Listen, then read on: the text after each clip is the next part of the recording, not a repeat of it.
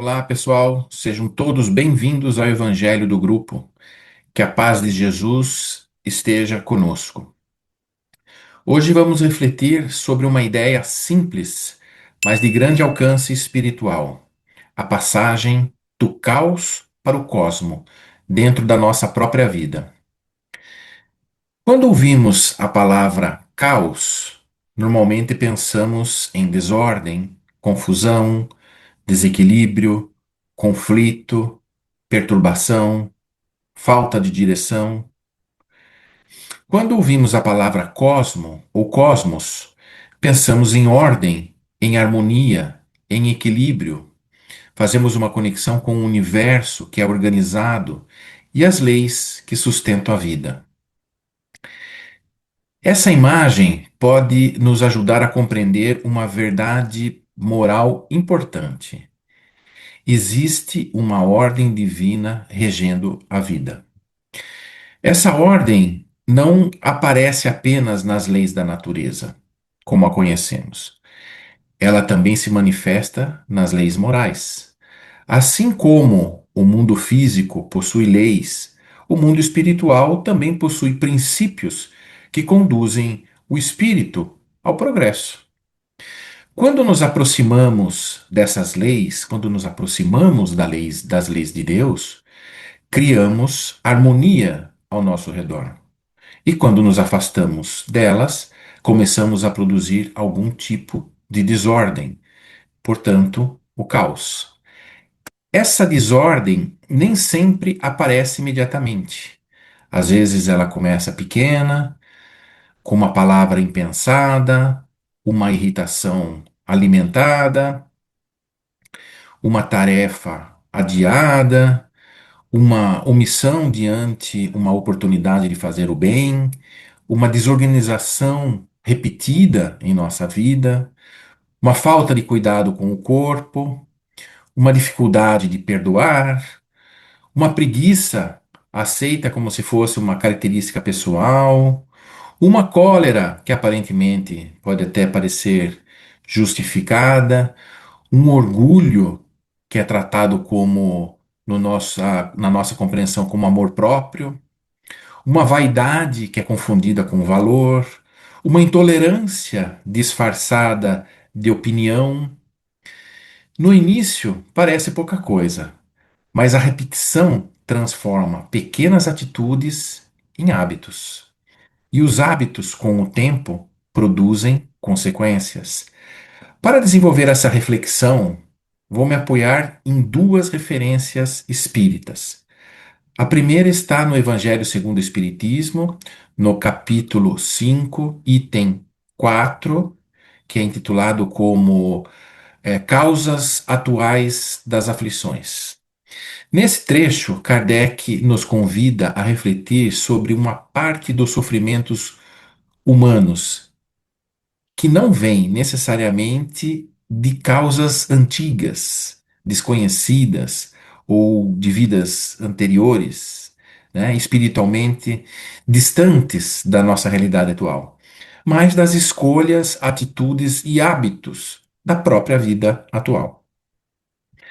A segunda referência é a mensagem Lições do Momento, atribuída ao espírito André Luiz, psicografada por Chico Xavier e Valdo Vieira, no livro Espírito da Verdade.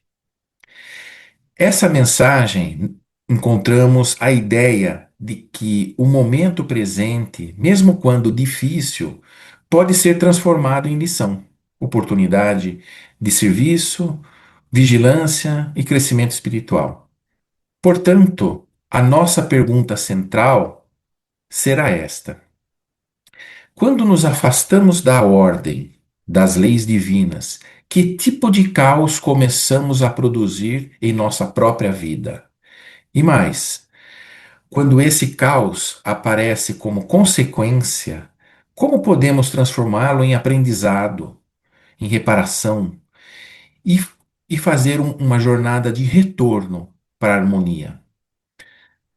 A passagem de Kardec no livro do Evangelho segundo o Espiritismo é muito objetiva. Ela nos recorda que existem vicissitudes, dores e dificuldades que têm causa na vida presente. Não se trata de negar as provas espirituais mais amplas que todos temos em cada existência que carregamos de vidas passadas. Não se trata de dizer que todo sofrimento é culpa de uma determinada pessoa. Essa seria uma leitura dura, injusta e incompleta. Kardec nos chama a atenção para um ponto que exige coragem moral de nossa parte. Muitos males terrestres são de consequência natural do caráter e do procedimento daqueles que necessitam suportar. Essa ideia é simples, mas profunda. Ela nos tira da posição confortável de vítimas absolutas da vida. E nem tudo o que sofremos veio desse destino, veio desse karma. Nem toda dificuldade veio de uma causa de vidas anteriores. Nem todo problema pode ser colocado na conta também de uma má sorte, de que ou nos revoltarmos contra Deus, que Deus não escuta as nossas orações, ou de outras pessoas que estão, que seja lá por conta do livre-arbítrio, fizeram mal para nós. Em muitos casos, a vida apenas nos devolve o resultado daquilo que semeamos. E isso precisa ser compreendido sem revolta e sem culpa destrutiva. A lei divina não age como vingança. A consequência não é castigo arbitrário. A consequência é educação. Assim age Deus. Ela mostra, pela experiência, aquilo que muitas vezes não quisemos aprender pela própria reflexão. Kardec menciona situações muito concretas. Fala dos que caem por imprevidência, dos que se arruinam pela falta de ordem em suas vidas, dos que sofrem por orgulho e ambição, dos que não souberam limitar os seus próprios desejos, suas vontades, das uniões infelizes feitas por interesses ou por vaidade, das disputas que poderiam ter sido evitadas se houvesse moderação, paciência, se esperássemos um pouco.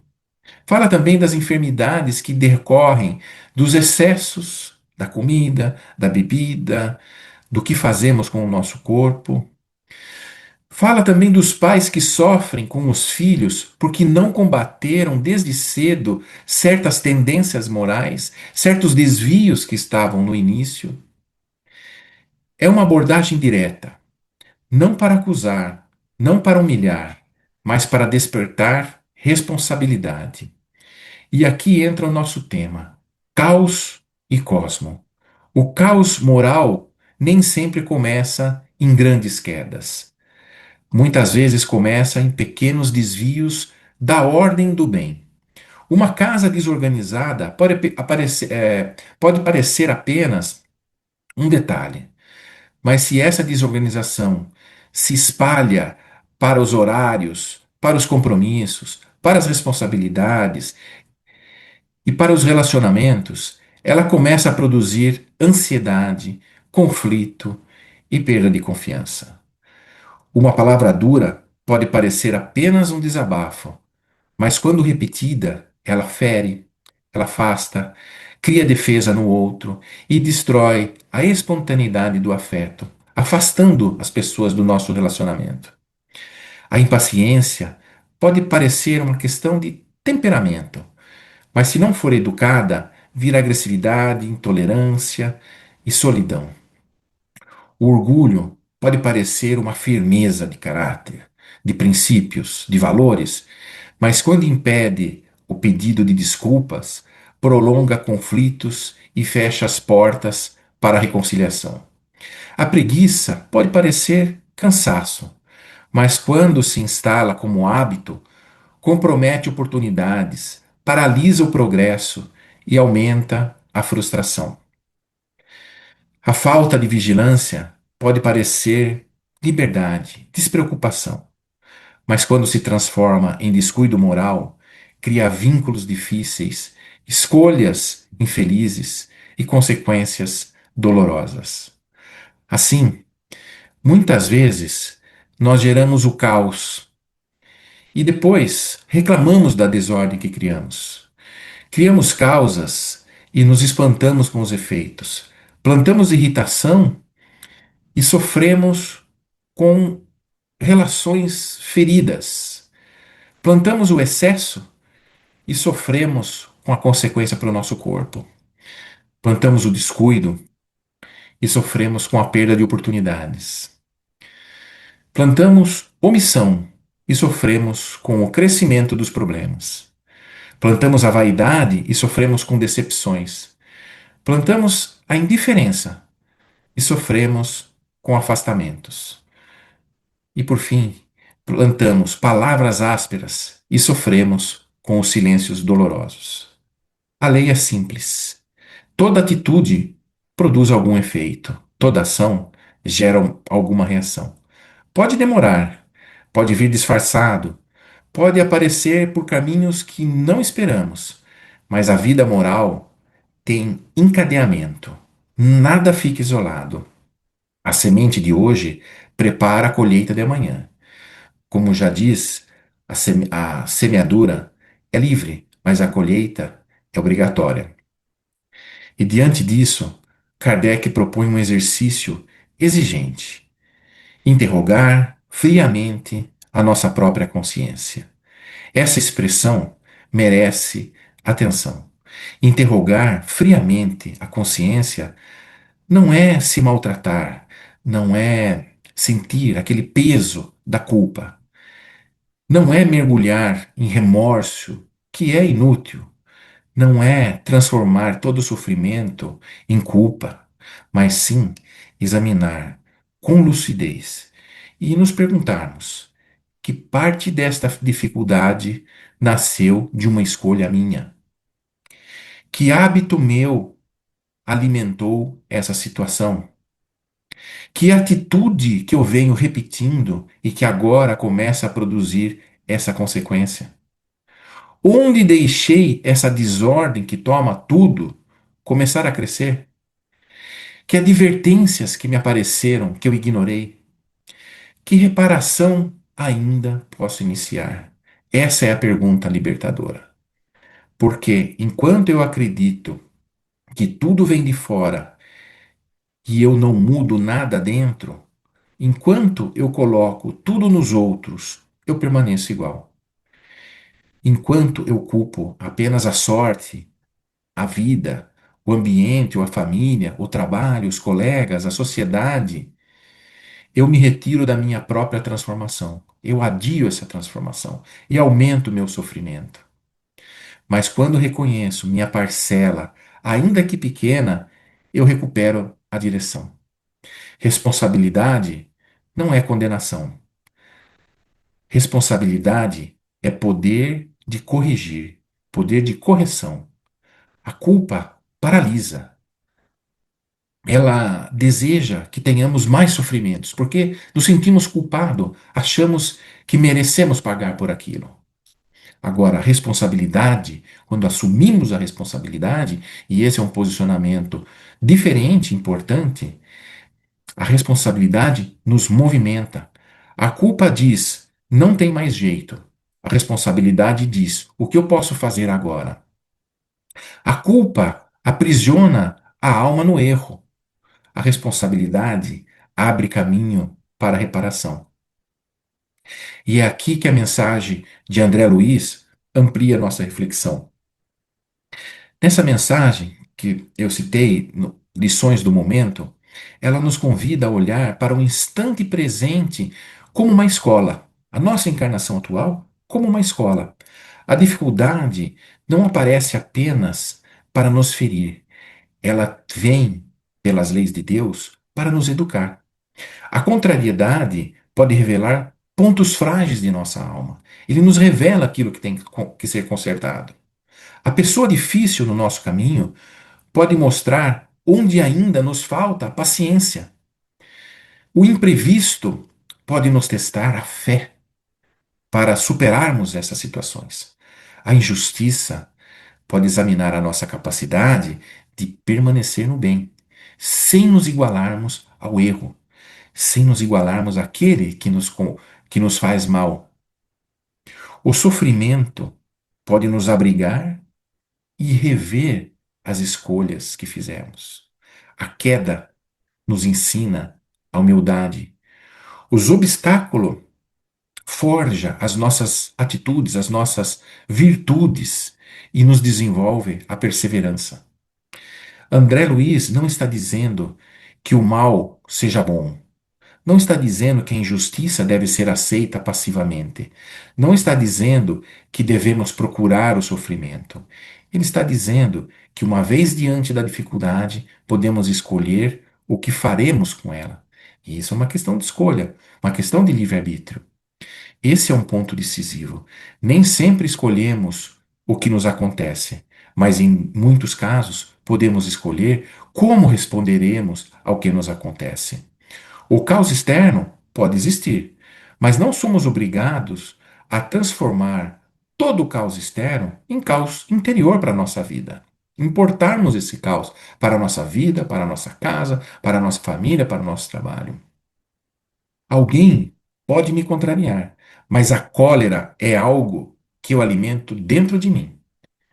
Alguém pode me decepcionar, mas o ressentimento prolongado é uma prisão que eu mesmo sustento.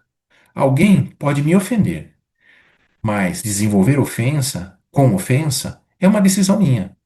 A vida pode trazer uma prova, mas a forma como atravessamos essa prova depende, em parte, da nossa disposição espiritual. Essa é a passagem do caos ao cosmo. Não é a ausência completa de problemas, é a reorganização da consciência diante dos problemas. Cosmo interior é quando a pessoa encontra esse eixo. É quando para de reagir por impulso e começa a agir com discernimento. Quando vigia a palavra antes que ela machuca, antes que ela venha machucar. Quando reconhece o erro antes que ele se repita. Errar é humano, mas repetir, incidir nesse erro, né? Esse que é o problema. A vida nos traz muitos avisos, né? Se temos um sofrimento que frequentemente nos repete, que nos acontece, temos que nos perguntar: o que que eu estou fazendo para que isso sempre aconteça, que isso sempre se repita? E quando aceitamos as consequências sem revolta, né? E também sem acomodação. A serenidade não é a preguiça. Temos que transformar o sofrimento em aprendizado, substituir a reclamação por trabalho e trocar principalmente o orgulho por humildade. E quando deixa de perguntar apenas por que isso aconteceu comigo e começa a perguntar o que esta situação quer me ensinar, aí vem a grande transformação. A reflexão de Kardec nos ajuda a olhar para a origem de muitas desordens. A mensagem de André Luiz nos ajuda a olhar para o aproveitamento espiritual do momento. Uma pergunta: de onde veio essa aflição? A outra pergunta: o que farei agora com essa experiência? As duas perguntas são necessárias. Se eu olho apenas para a causa, posso cair na culpa. Se eu olho apenas para a superação, sem compreender a causa, posso repetir o mesmo erro. A renovação espiritual exige as duas atitudes: reconhecer a origem da desordem e transformar o momento presente em oportunidade de reconstrução. Vamos fazer isso para situações comuns. Uma pessoa vive reclamando que ninguém a procura, né? Vamos dar um exemplo. Mas durante muito tempo tratou os outros com frieza, fazendo críticas constantemente, sendo dura, trazendo um ar de superioridade, e de repente a pessoa se percebe só. Ela fica, as pessoas começam a se afastar e ela vê que está sozinha e começa a achar que foi abandonada. Talvez exista ali uma consequência dessas atitudes repetidas. Uma outra pessoa vive aflita com falta de tempo, por exemplo, mas não organiza a rotina, não cumpre horários, não estabelece prioridades, começa muitas coisas e não termina ou termina poucas. Depois, chama tudo de perseguição da vida. Talvez exista ali uma desordem sendo cultivada. Alguém sofre com os conflitos familiares, mas nunca escuta. Sempre quer vencer uma discussão. Usa palavras pesadas, não pede desculpas, não reconhece excesso, depois afirma que a família é difícil. Talvez seja mesmo. Mas qual é a sua participação no clima que se formou? Um outro exemplo. Uma pessoa se sente espiritualmente vazia, mas não ora, não estuda, não ajuda ninguém, não se silencia para fazer uma reflexão, não examina a própria consciência, não alimenta a fé. Depois diz que Deus está diante. Mas será que Deus se afastou? Ou nós é que saímos dessa sintonia? Nós que perdemos essa conexão com Deus? Esses exemplos não devem ser usados para julgar as pessoas. Esse cuidado é fundamental. A lei de causa e efeito não foi ensinada para aumentar a acusação. Foi ensinada para aumentar responsabilidade. Quando olho para o sofrimento alheio, devo usar misericórdia. Quando olho para mim mesmo, devo usar sinceridade. Com o outro, acolhimento. Comigo, exame de consciência. Com o outro, compaixão. Comigo, vigilância. Com o outro, auxílio. Comigo, reforma íntima. Percebe a diferença que temos que ter nessa atitude para com os outros e para com nós mesmos? E se invertermos isso, vamos cair numa dureza moral. Passamos a ser indulgentes conosco e severos com os outros, que é a situação mais comum que verificamos no dia a dia. E esse é um dos grandes desvios da nossa vida espiritual. O caminho cristão propõe o contrário: lucidez para dentro e caridade para fora. A ordem divina começa a ser restaurada quando deixamos de usar os ensinamentos espirituais como instrumento de julgamento e passamos a usá-los como instrumento de transformação pessoal. É fácil identificar o caos no outro, difícil é reconhecer a desordem que ainda mora em nós. É fácil perceber a impaciência alheia, difícil é vigiar a nossa própria irritação. Como também é fácil condenar o orgulho do próximo, difícil é dobrar o nosso orgulho. É fácil pedir que os outros mudem e difícil é iniciar a mudança silenciosa que nos compete fazer. Por isso, a reforma íntima não começa com discursos, começa com honestidade para com nós mesmos. E honestidade espiritual exige perguntas simples. O que eu venho repetindo que já sei que me faz mal? Que desculpa eu uso para continuar a fazer a mesma coisa? Que atitude minha fere as pessoas próximas? Que hábito meu desorganiza a minha vida? Que palavra eu preciso aprender a conter? Que dever que eu venho adiando? Que reconciliação dependo de humildade para iniciar? Né? Que reconciliação que depende de uma atitude de humildade minha? Que parte do caos que me cerca que eu ajudei a construir? Essas perguntas não servem para nos entristecer, servem para nos despertar. A desordem reconhecida pode começar a ser corrigida. A sombra percebida já recebeu alguma luz. O erro admitido à própria consciência já perdeu parte da sua força. O problema maior não é ter imperfeições. Todos nós temos. O problema é defendê-las. O problema é justificar sempre, é transformar defeito em identidade.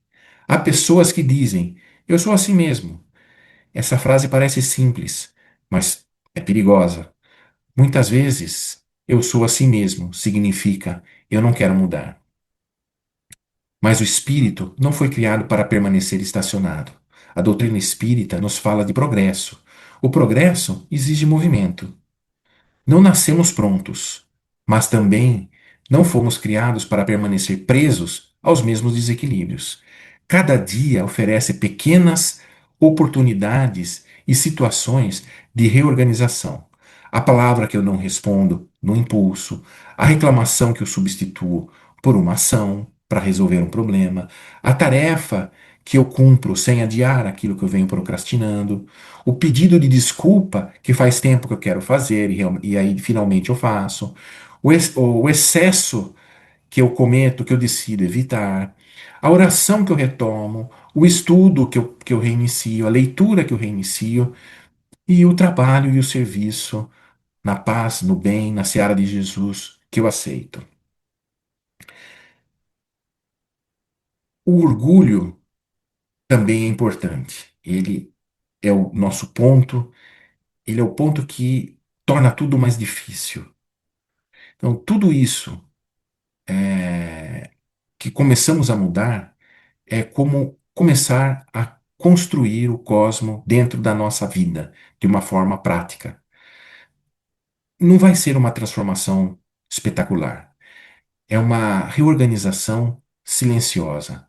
E talvez seja a parte mais concreta da espiritualidade. A verdadeira melhoria não aparece apenas nos momentos de emoção elevada, mas nesse comportamento comum do dia a dia, no modo como trato as pessoas quando estou cansado, no modo como reajo quando sou contrariado, no modo que falo quando, quando eu tenho razão, no modo que ajo quando ninguém está vendo, né? Como sirvo as pessoas, como eu reconheço o meu erro, como eu cumpro os pequenos deveres, como eu lido com uma frustração sem perder a dignidade.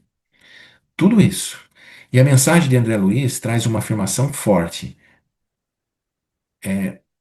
Por mais que busquemos esse cosmo interior e venhamos a atingir com esse trabalho, com esse esforço, a pureza inoperante é utopia.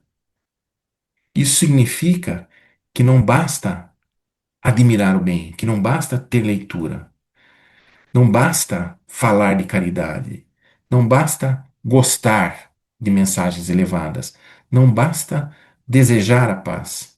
É necessário atitude, é necessário agir no bem. A pureza que não se transforma em gesto, paciência, cooperação, perdão, serviço, ela ainda é incompleta. Muitas vezes queremos uma espiritualidade, nos elevarmos espiritualmente. Esse é o objetivo, é natural. Mas queremos fazer isso sem esforço, ou com o mínimo de esforço. E aí, isso é incompatível com a própria lei de Deus. Ou queremos a paz, mas não queremos renunciar ao orgulho. Queremos harmonia, mas não nos disciplinamos.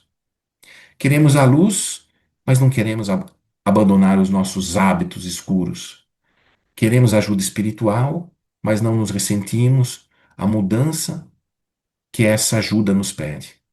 Queremos harmonia, mas continuamos alimentando as causas que geram o caos.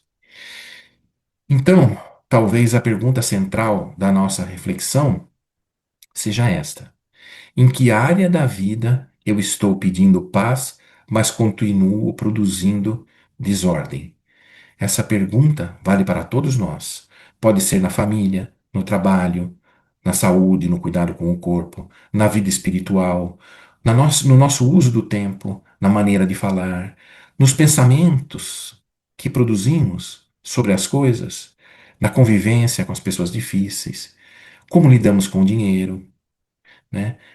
Os nossos desejos, as nossas ansiedades, como administramos isso, se temos dificuldade de perdoar, ou uma resistência em servir, em fazer a caridade. Cada um sabe para onde a consciência aponta. E a consciência costuma falar antes das consequências. O problema é que, muitas vezes, nós não a escutamos. A consciência nos adverte, nós justificamos. A vida mostra sinais, nós adiamos. Os outros nos alertam, nós nos defendemos. A situação se repete, se repete, se repete. Chamamos isso de azar, culpamos os outros, até que a consequência chega com mais força. Então, nos perguntamos por que aquilo aconteceu. Por isso, a vigilância é tão importante. Vigiar não é viver com medo. Vigiar é observar o que estamos alimentando, pensamentos que estamos repetindo, os nossos sentimentos que estamos justificando, as atitudes erradas que estamos normalizando, que hábitos que nós tratamos como pequenos, mas que já está produzindo, né, já estão produzindo efeitos. O caos começa muitas vezes no pensamento. Antes de ser palavra, ele foi uma ideia cultivada. Antes dele ser agressão, ele foi uma irritação que foi alimentada. Antes de ser uma ruptura, foi um orgulho acumulado. Antes de nos provocar a queda, ele foi em vigilância da nossa parte. Antes de ser o desespero, foi a falta de confiança sendo repetida. Por isso, o retorno ao cosmo também começa dentro de nós, na nossa escolha mental, na decisão íntima, no primeiro movimento que temos que fazer em direção da humildade, no desejo de ser sincero em nos corrigirmos, na ligação permanente e sincera com Deus, na disposição verdadeira de reparar o mal que fazemos e na coragem de não repetir. É claro que esse caminho não se faz um dia. Ninguém organiza toda a vida espiritual de uma vez, mas todos podemos começar por uma atitude. Uma pequena atitude real vale mais do que uma grande promessa que não realizamos. Um pedido de desculpa verdadeira, uma conversa com calma, uma obrigação cumprida, uma palavra contida, uma ajuda oferecida, uma crítica evitada, um perdão, mesmo que só iniciado, uma prece sincera, compromissos que abandonamos, retomados, uma escolha melhor, trabalho espiritual. Isso é reforma íntima aplicada. Isso é a ordem divina entrando na nossa rotina. Muitas vezes imaginamos que a espiritualidade está apenas nas grandes provas, mas ela se decide também nas pequenas escolhas. O corpo que recolho, a casa que eu organizo, o horário que eu respeito, a palavra que eu suavizo, a atenção que eu dou para as pessoas, o silêncio que eu faço para não ampliar um conflito, uma contenda, a paciência que eu exerço diante de uma situação difícil, diante de uma pessoa difícil, a cooperação que eu ofereço sem esperar nada em troca. A vida espiritual se manifesta no comum, e é no comum que às vezes produzimos ordem ou desordem. O caos precisa ser dramático para ser real. Há caos em casa, há caos em uma casa onde todos gritam, todos falam ao mesmo tempo. Também há caos em uma mente dominada pela reclamação, numa rotina sem disciplina, num coração cheio de ressentimento, numa fé sem prática, numa inteligência, um desenvolvimento intelectual sem desenvolvimento moral, numa religião, né, sem soberba, uma religião com humildade. Da mesma forma, o cosmo também pode ser discreto. Numa palavra que a gente pode conciliar duas pessoas ou um relacionamento, numa renúncia, uma mesa simples onde existe respeito, uma prece feita com sinceridade, né? Não decidir revidar por uma ofensa, reconhecer o próprio erro, servir, fazer o bem sem se exibir,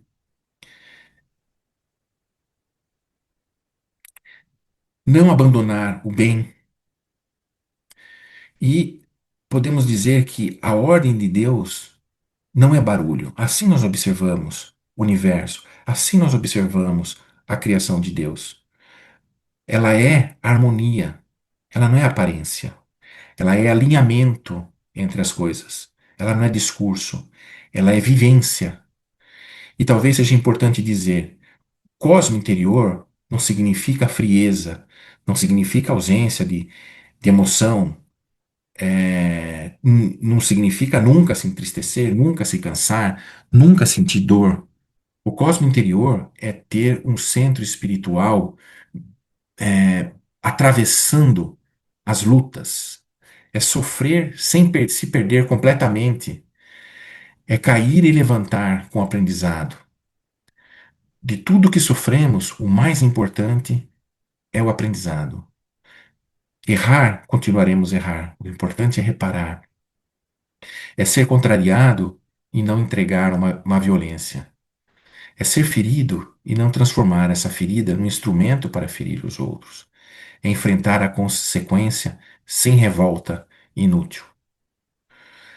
É aceitar a disciplina na vida como caminho da educação. A dor com revolta endurece. A dor com aprendizado amadurece. A dificuldade com orgulho isola. A dificuldade com humildade aproxima. A consequência com culpa, ela nos paralisa. Com responsabilidade, ela nos educa. A prova com desespero de nossa parte nos enfraquece, nos deixa perdido, mas com fé ela nos sustenta. Por isso precisamos evitar dois extremos. O primeiro extremo é negar a responsabilidade. A pessoa que diz, não tenho nada a ver com isso, nunca reconhece o erro, nunca vê a própria conduta, não muda sua rota de vida, repete os mesmos padrões e chama as consequências de injustiça.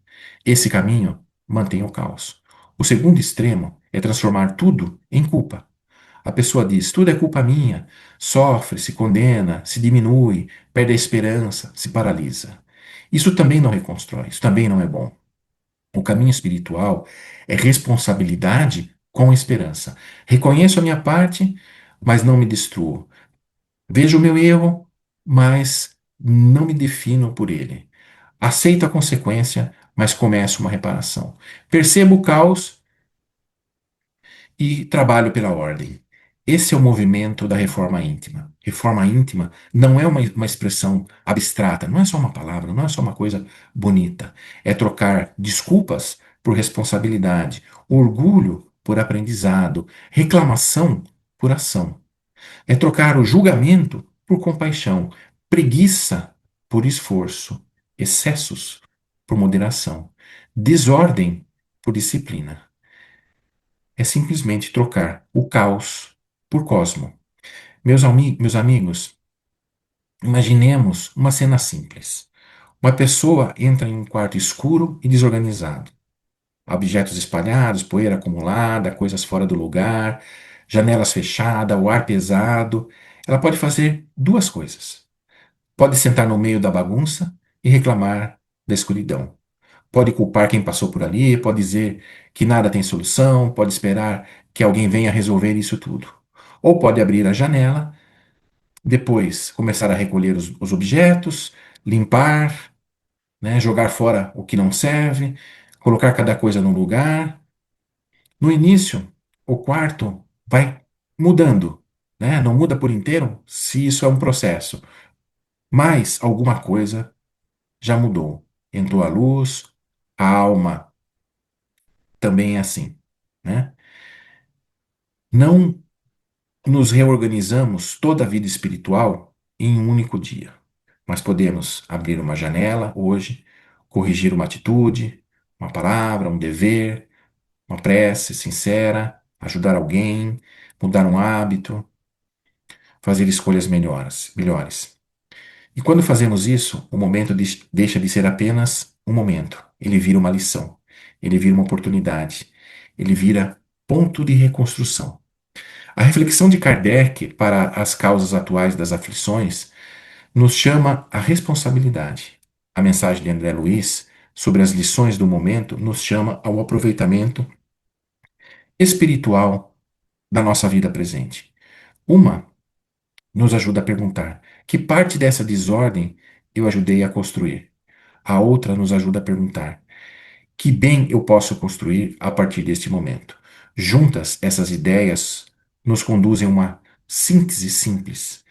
Não culpar tudo o destino, não desperdiçar a dificuldade, não transformar imperfeição em desculpa, não converter dor em revolta, não economizar cooperação, não esperar uma vida sem problemas para começar a viver melhor. A lei de Deus é ordem, é amor, justiça, progresso e caridade. Toda vez que nos afastamos dela, criamos algum tipo de caos. Toda vez que voltamos a ela, ainda porque por alguma pequena atitude, começamos a reconstruir o cosmo dentro de nós. Que cada um de nós possa sair dessa reflexão com uma pergunta simples e sincera: que pequena desordem eu posso começar a corrigir hoje? E que a resposta não fique apenas no pensamento, que ela se transforme em atitude. Porque a paz que pedimos a Deus muitas vezes começa na ordem que aceitamos construir dentro de nós mesmos.